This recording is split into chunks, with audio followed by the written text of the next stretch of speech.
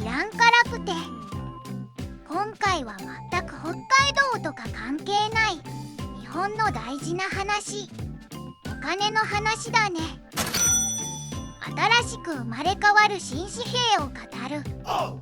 2024年7月3日、お札が変わる。福沢諭吉さん、お札といえば1万円ではなく諭吉って呼んじゃうほど定着してたよね。諭吉さんじゃなくなっちゃうんだから寂しいよね。そんな新紙幣のこの方から説明していこう。レッツゴー。渋沢栄一です。実に20年ぶりの刷新新1万円札に選ばれたであります。1840年3月16日、埼玉県で生まれました。私は明治から大正の時代に経済の世界で頑張りました。およそ500以上の企業の設立や運営に関わったため、近代日本経済の父や日本資本主義の父と呼ばれています。恐縮です。私自身の利益を追求して起伏を肥やすために頑張ってたわけではありません。社会をより豊かにするために頑張りました。33歳で大蔵省を退職した後、1873年7月20日、日本で初めてとなる銀行の第一国立銀行を創設したわけです。現在のみずほ銀行です。恐縮です。事業によって得た利益や名声にはあまり興味がないのです。利益は社会のために使うべきだという信念が私にはありました。1909年70歳となった私は60社もの事業や団体の役職を辞めました。1916年には77歳で実業界から身を引きました。その後、社会貢献活動に力を入れていきました。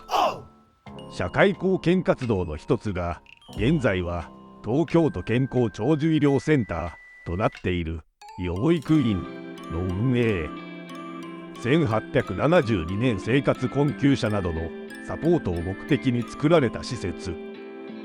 私は大蔵省で仕事をしていた時から運営に関わっていました。それまでの事業で手にした利益を養育院を通して孤児や体が弱い人などの社会的弱者を救うために使っています。1931年11月11日、私は92歳で亡くなりました。私の斎場に向かうため100台もの車が行列を作ってくれました。沿道には弔いのために3万人もの参列者が。恐縮です。私の新紙幣の2面には赤レンガ駅舎として親しまれた歴史的建造物東京駅が描かれています。縦 76mm ×横 160mm、現在発行されている1万円札と同じ大きさ。新しい紙幣にはストライプ型のホログラムを新たに採用。きらびやかな私もいます。恐縮です。慣れないかと思いますが、渋沢栄一の1万円札、末永くどうぞよろしくお願いいたします。なるべくして1万円に君臨したわけだね。見習わないといけないところが多いようだね。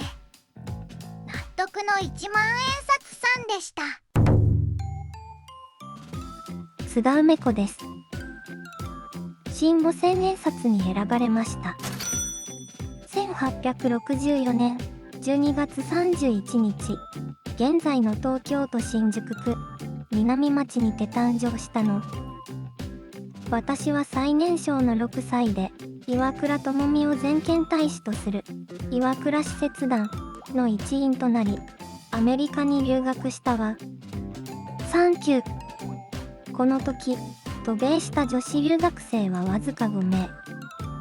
1872年1月、一団がサンフランシスコに到着。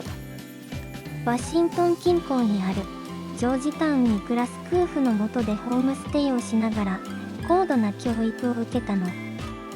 サンキュー。1882年には日本に帰国。幼少期よりアメリカで育った私は大きなカルチャーショックを受けたの。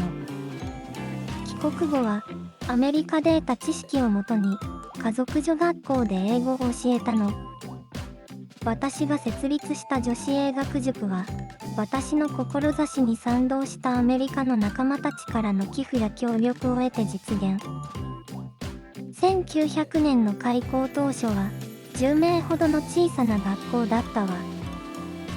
それまで培った地位を手放しほぼ無給で教育に当たったの。1904年には専門学校として認められ、その後も女性の地位向上や個性を大切にした教育に尽力し続けたわ。男性と共同して対等に力を発揮できる女性の育成を目指し、女性の高等教育に生涯を捧げたってわけ。私の新紙幣の裏面には古事記や万葉集にも登場し、古くから親しまれている花、藤が描かれています。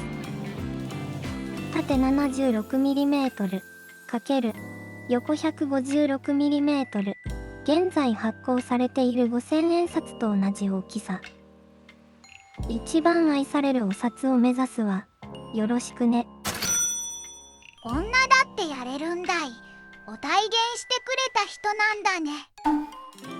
5000円札は女の人って定着しそうだね。北里柴三郎です。新千円札に選ばれました。1853年に熊本県阿蘇郡小国町にて代々庄屋を務める家系に生まれました。もともと軍人を目指していましたが、両親の反対もあり、18歳で熊本医学校に入学。東京医学校において医者の使命は病気を予防することにあると確信し、予防医学の道に進むことを決意。今では近代日本医学の父とも呼ばれ、予防医学の礎を築いたと言ってくれています。アザース。1889年、破傷風菌だけを増やすことに世界で初めて成功。破傷風とは、傷口から体中に入り込んだ破傷風菌という菌が全身の筋肉を痙攣させる病気。悪化すると呼吸ができなくなってチーン。予防と治療方法を開発したわけであります。アザース。1892年、東京に日本初の伝染病研究所が建設され、私が所長に。この研究所の場所と建設費を提供してくれたのが、現在の1万円、福沢諭吉であります。マジで、アザース。私の研究にかける熱意に感動し、協力を申し出てくれたのです。現在の千円札、野口英世は研究所に助手として入りました。彼が私よりも先に千円札になるとは。素晴らしい千円札を目指します。よろしく。コロナ禍の現代では、医者の使命は病気を予防することにある。まさに素晴らしい先駆者だったんだね。紙幣のデザインを新しくすることを改札と呼ぶ。肖像画の人物の変更だけでなく、偽造防止のために定期的に改札されるわけ。別の目的としては、タンス預金のあぶり出しがあるのではないかという推察も。日本は諸外国と比べて家計に占める現預金の割合が多い傾向にあるんだ。日本の個人家計が保有する現金は過去最高の109兆円にも上り、特に高齢者を中心にタンス預金を増やす傾向が強まっている。もちろん今の諭吉さんなどが使えなくなるわけじゃない。セルフレジや自販機などお金を直接入れる場合に、新紙幣にしか対応しないものが出てくるからね。こちらの対応力も必要だね。お金嫌いな人はいないじゃない。なら必ず必要なお金のいろいろ知っといて損はないよね。今回は7月からの新紙幣、次回は現在の紙幣を紹介するぞ。高評価、チャンネル登録よろしくね。